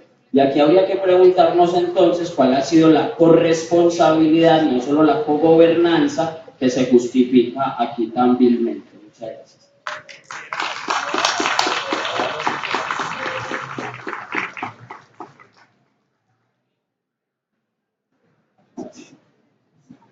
Bueno, muy buenas noches, un saludo a todos y a todas. A ver, nosotros los colombianos o antioqueños sufrimos de una grata enfermedad que se llama amnesia. Y se nos olvida muchas veces, así tengamos mucho papel y mucho lápiz, se nos olvida muchas veces los sucesos de esta ciudad. Miramos que acá tuvimos una problemática cuando la supuesta muerte de Pablo Escobar. Lo que sí fue, no fue un asesinato, sino fue un suicidio. Al verse acorralado, él mismo se suicidó. Entonces le dan un poder al Estado para que digan el Estado se dio de baja a Pablo Escobar, cuando fue mentira, cuando el Estado tuvo que manipular una serie de estrategias para poder, con los otros actores, poder dar de baja a Pablo Escobar. O sea, desde ahí empezaron a negociar con la delincuencia para poder ponerle orden a la ciudad, a la capital antioqueña, lo que llamamos nosotros a grandes males, grandes remedios. Y seguimos con el desmonte de las autodefensas cuando vimos que muchas y muchos de los jóvenes, ojo a la palabra que estoy diciendo, muchas y muchos de los jóvenes supuestamente se desmovilizaron, cuando las autodefensas y los paramilitares eran más del talante rural urbano, pero como había una oferta para muchos jóvenes en esquinas de recibir 800 o casi 1 millón de pesos con un montón de prebendas, pues se decidió eso. Y en menos de 15 días aparecieron todos los muros en fachada de las autodefensas y se entregan. Y ahí parte de un mal negocio y de una mala política, que ahí lo podemos ver también, política de sometimiento. Entonces empiezan a pelearse en el territorio los que vienen del campo, los armados, con los que estaban acá, que tenían todos los negocios. Ese fue el incremento de una cantidad de cifras de jóvenes que dieron de baja. Podemos mirar de pronto ya en la administración de Alonso Salazar, que inclusive fue sorpresivo el tener en la Secretaría de Gobierno del doctor Sergio Guajardo un secretario, en la alcaldía, tener un secretario de Gobierno como Alonso Salazar, que no estudió Derecho y no conocía temas de convivencia, pero le otorgaron ese premio, tener la Secretaría de Gobierno. Y yo ya voy a terminar, pero es para hacerle claridad porque nos está matando la amnesia, inclusive a los panelistas. Entonces resulta que después lo lanzan de alcalde. Cuando lo lanzaron de alcalde, y vemos que fue una administración que tuvo casi 5 secretarios de gobierno, terminó Juan Felipe Palao casi reventado por la problemática de orden público que había en Medellín, y que también hubo una negociación. Si bien pueden ver la foto que muestran al doctor Gustavo Villegas en el escenario del auditorio de la Secretaría de Tránsito, donde hacían las reuniones con Corporación Democracia, donde se reunían todos los jóvenes desmovilizados, y que ya estuvo el secretario de Gobierno, y también estuvo Alonso Salazar, que inclusive llegó casi que ebrio, porque supuestamente lo conocíamos, lo sacaban de allá del poblado, como usted lo dijo, doctor, todo torero trae su cuadrilla, y le decían el torero porque lo sacaban a hombros. Entonces, allá inclusive llegó ebrio a negociar con la Corporación Democracia. Entonces no digamos nada. Y hoy vemos lo que está pasando ahora con la administración. Aquí nosotros podemos ver, y termino con esto porque me van a quitar el micrófono. Esto es otra cosa, es que estamos en un país libre y no tenemos derecho al uso de la palabra. Entonces, para recordarles a ustedes, todas las administraciones han tenido ese trabajito. Ya han tenido que negociar, pero negocian es con los más malos. ¿Por qué no negocian con los jóvenes que sí son de bien?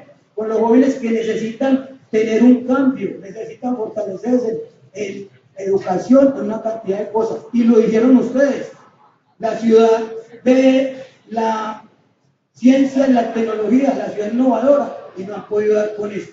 ¿Por qué? Porque el presupuesto hay que ponerlo a que genere impacto en otras cosas, más no en la capacidad intelectual de los jóvenes. Hoy vemos cómo, y no sé por qué se extrañan, porque las administraciones pasadas hasta las de hoy están acabando con la generación de las y los jóvenes. Ojo, con quienes votaron por ellos y están acabando con ellos. Hoy, ¿por qué bajan las estadísticas? Por una negociación de las bandas, una negociación después de Valenciano y Sebastián. Ellos negocian esta ciudad porque es muy productiva, eso baja los índices de homicidios, y lo otro es porque se están acabando los jóvenes.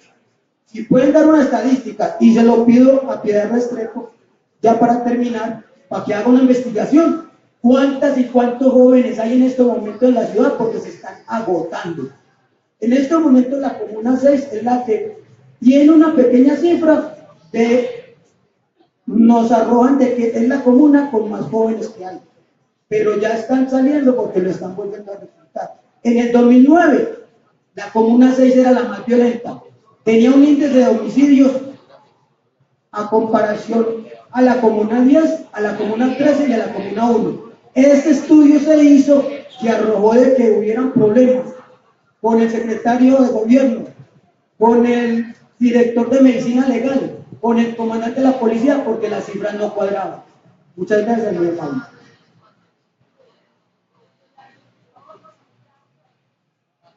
¿Aló?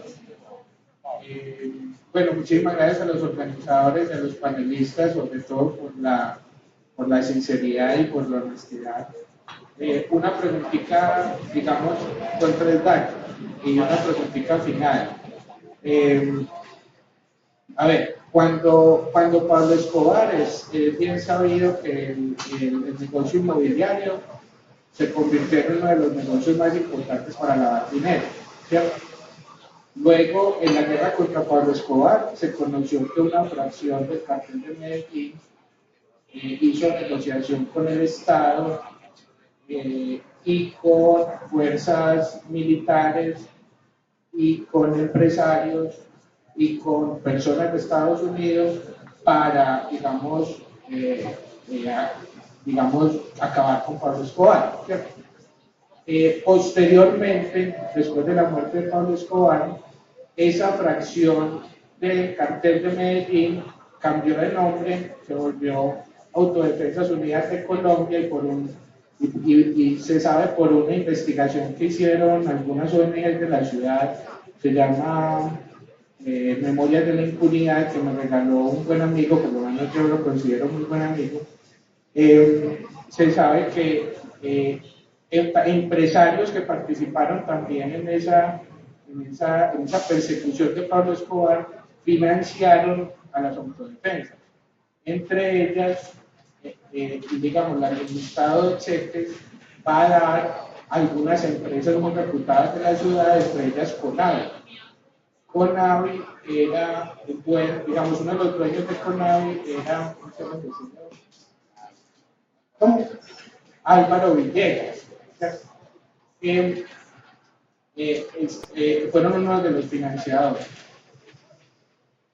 Entonces, y después Álvaro Villegas pues se va al negocio inmobiliario. La pregunta con todos estos datos para ustedes es ¿tiene algo que ver o es pura coincidencia de que Gustavo Villegas, familiar de Álvaro Villegas, ahorita esté, digamos, en problemas por estar negociando cosas con bandas que son réditos de esas autodefensas que en su momento apoyó su familiar? ¿Eso es pura coincidencia o podrá tener algo que ver?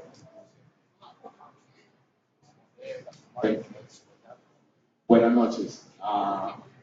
No es una pregunta ni siquiera, sino es una reflexión, porque el conversatorio se llama lo contrario a la convivencia y la inseguridad. Y muchas gracias por la atención que me están prestando, lo mismo que al compañero que acabo de hablar. Hago el paréntesis porque me parece una falta de respeto que nosotros los escuchamos ustedes 1 hora y media y no sean capaces de poner atención 15 minutos que les estamos prestando cualquier tipo de intervención. Sigo con la reflexión que los invitaba, y se llama convivencia contraria a inseguridad, y salvo el primer panelista que hizo algún comentario sobre que los crímenes de Medellín en su mayoría son por convivencia, ninguno de los otros 2 panelistas hizo referencia a eso. Yo no hablo desde las cifras, simplemente estoy haciendo como la reflexión como ciudadano. También porque si ustedes se ponen a pensar, la mayoría de las intervenciones que hacemos nosotros acá, las hacemos muy enfocadas a lo social. Y pareciera que desde la administración se enfocan mucho en los temas de tecnología y fuerza policial, y eso a las claras muestra una desarticulación entonces entre las perspectivas que se tienen de la institucionalidad y lo que estamos persiguiendo nosotros que somos los ciudadanos pues, que vivimos acá en la ciudad. Entonces, sí me parece muy importante que al final hayan hecho mención al cambio de perspectiva que dan en torno a seguridad.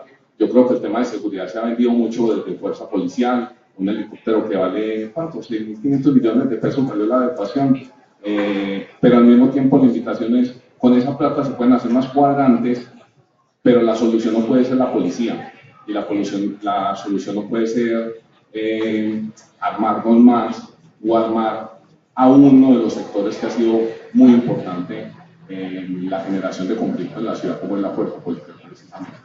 Entonces es simplemente eso. Yo creo que cuando los panelistas vienen acá a Lunes de Ciudad, normalmente por lo menos esperan a la ronda de preguntas un poquito más dispuestos, por un lado. Entonces, hay que tener pues el regaño. No, doña Piedad, yo no, tampoco es para que me levanten las manos, solamente que ustedes hablaron 1 hora y media, todos estuvimos muy atentos acá.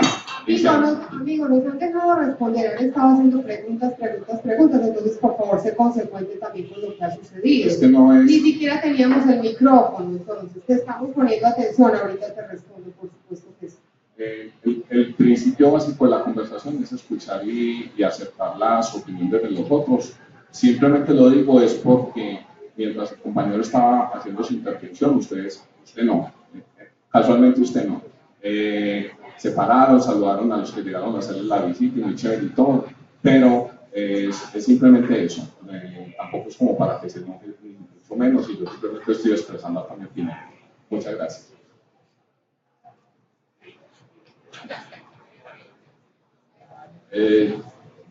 Bueno, creo que en el conjunto de las intervenciones hay como demasiados temas, pero sí me quiero enfocar en dos. Uno, Juan Pablo, me parece demasiado complejo traer el delito de sangre como para uno relacionar la familiaridad de uno y otro para decir que hay una acción, ¿cierto?, criminal porque soy familiar de. A mí siempre me ha parecido que eso es un planteamiento problemático, porque yo no sé si Álvaro Villegas entonces influirá fuertemente en Gustavo Villegas para que Gustavo Villegas vaya y negocie. Yo creo que el problema, ciertos problemas del análisis en Medellín se microfocalizan en o unas 2 familias o 3 o 4 alias. Y entonces que alias el muñeco manda en la 8, entonces que alias el trompis manda en la 9, entonces que estos no se llevan. Yo creo que eso es demasiado micro y hay que comenzarlo a elevar como a cosas más estructurales. Yo lo que puedo decir, conociendo a Gustavo Villegas, como creo lo conozco, es que podría haber una identidad empresarial en su comportamiento como secretario de seguridad que lo lleva a resolver problemas de seguridad, porque si no los resuelve podría afectar la inversión en la ciudad de algunos industriales y comerciantes. Podría ser, y eso es una hipótesis que habría que despejar, ¿cierto? Porque nadie le ha explicado o nadie se ha sentado con Gustavo Villegas a decir por qué fue o por qué hizo lo que hizo. Pero sí hay una historia empresarial de él y su familia que lo llevaría a uno a pensar, claro, es un comportamiento ¿para qué? Para favorecer las comunidades, puede ser, pero también puede ser cierto que es un comportamiento para favorecer el capital. Si en ese favorecimiento en el capital pues favorece a su tío o lo que sea, pues bien, pero yo no creo que eso sea la sangre lo que haya movido a Villegas a eso. Y yo creo que aquí ha salido el tema de la seguridad con enfoque social. Yo creo que hemos tratado como de decir, no más tecnología, no más helicópteros, no más cámaras, ¿cierto? Y vamos a pensar la ciudad de otra manera y la inversión pública. Entonces las cosas, realmente el helicóptero costó 12.000 millones de pesos. Lo que pasa es que la alcaldía invirtió 6.000, y los otros 6.000 los pone la Policía Nacional. Entonces es 12.000 millones de pesos que usted tiene en el aire haciendo bulla todas las noches y no dejando dormir. Pero sí creo que lo que queda en discusión, lo que queda como reto para todos nosotros es cómo hacemos seguridad con enfoque social.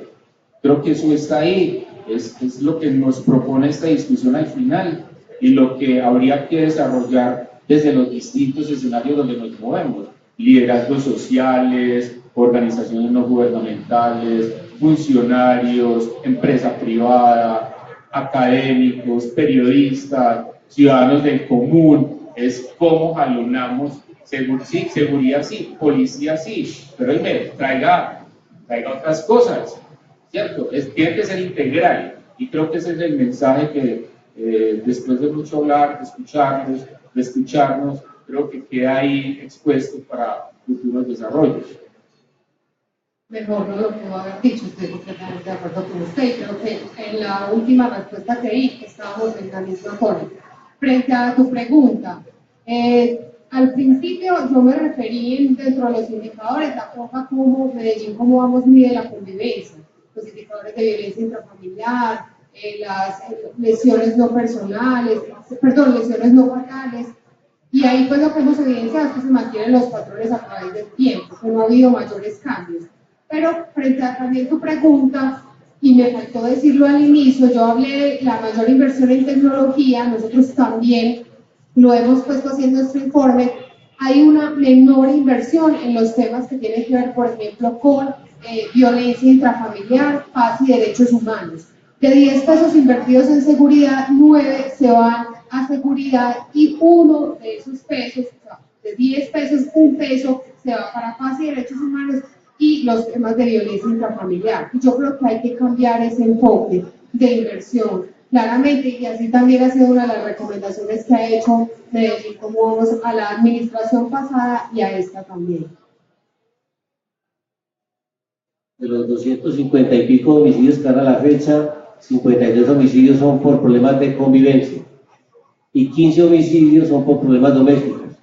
Si aquí existiera más expedientes de policía y más comisarías de familia, la alcaldía podía fácilmente bajar los índices de homicidio atacando esos dos temas y sacar pecho. No necesitaría gastarse toda la plata que gasta ahora para combatir policialmente el fenómeno del homicidio. Yo termino entonces mi intervención, ahora que ya vamos a tener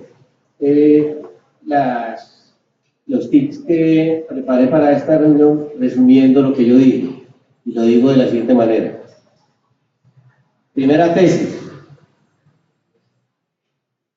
En Medellín las políticas o iniciativas de seguridad no han tenido continuidad. Cada administración ensaya y poco la retoma de sus antecesores.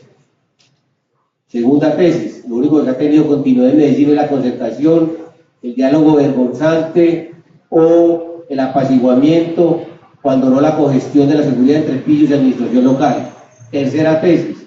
El combate a la criminalidad o al crimen organizado ha sido un rotundo fracaso. Los indicadores de seguridad de Medellín han dependido de los arreglos, alianzas y del barajuste de las relaciones entre el crimen, sus capos y sus oficinas. Cuarta tesis. Esta administración tiene una política de seguridad que nada escapa a la que tradicionalmente ha hecho en la ciudad: predicar la mano dura y conciliar bajo la mesa. Quinta tesis. Hay que definir a nivel nacional cuáles son los órganos competentes y tener clara una política criminal que dé las bases y la orientación para hacer acuerdos para terminar con el crimen organizado o, como decía el eminente filósofo y expresidente Turbay, reducirlo a sus justas proporciones. Sexta y última tesis. Procesos locales aislados de negociación con el crimen organizado como el de Medellín trae funestas consecuencias para la institucionalidad en la medida en que la administración local no tiene las competencias y es vulnerable al poder del crimen organizado.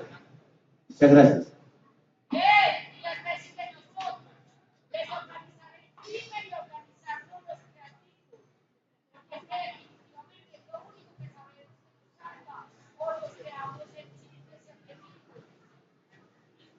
Muchas gracias a todos ustedes por habernos acompañado en la universidad. Muchas gracias, Jesús, Piedad y Manuel. Diego, los esperamos en el próximo lunes de ciudad, el próximo lunes a las 7 de la noche, aquí en el Pablo Toro.